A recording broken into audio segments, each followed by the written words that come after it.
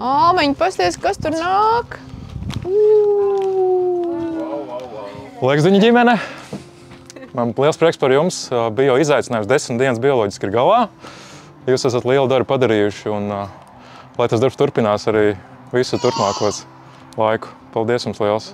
Un te jums dāvana no Bioloģiskās asociācijas. Cik vareni, nu bija prieks un iemesls censties, jā! Paldies, paldies!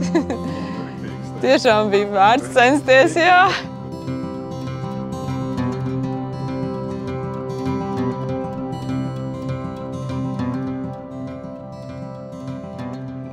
Šīs 10 dienas pagāja faktiski ļoti ātri. Likās, ka pāris dienas. Bet, kad tu paskaties, kas ir izdarīts, tad tu saproti, ka hei, tās ir 10. 10 dienas bija baigi foršās.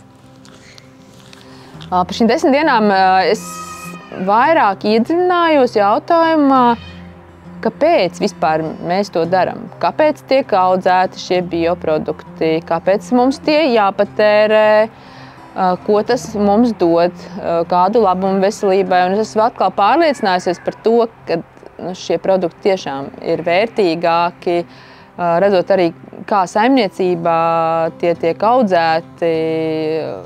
Visinteresantākais bija vizīte tieši stūrīšos, tikties ar stūrīšu saimniekiem, paskatīties, kā viņi saimnieko. Tas man likās tā, kad tu esi tajā reālajā biovidē.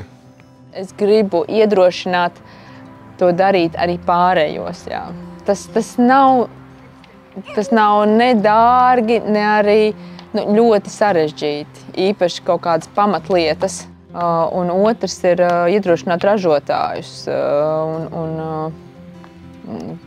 pārstrādātājus, ražotājus, audzētājus pievērsties bioloģiskai saimniekošanai, jā, lai mums šie produkti būtu vairāk, tieši vietējie produkti, lai būtu vairāk un pieejamāki.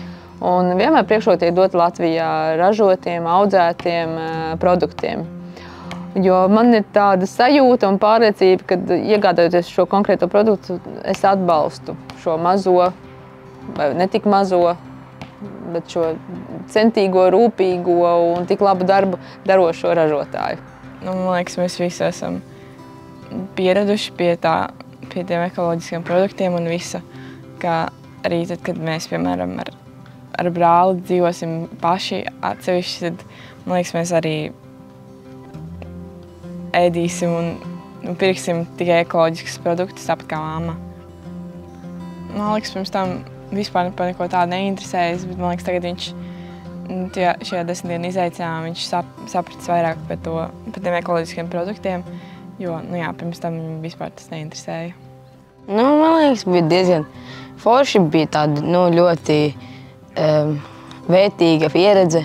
Mēs kā ģimene ieguvām no šīm 10 dienām papildus tādu vienotību, tādu faktiski kopēju fokusu uz kaut kādu lietu, un tas, man liekas, baigi forši arī to iekšējo garu paceļ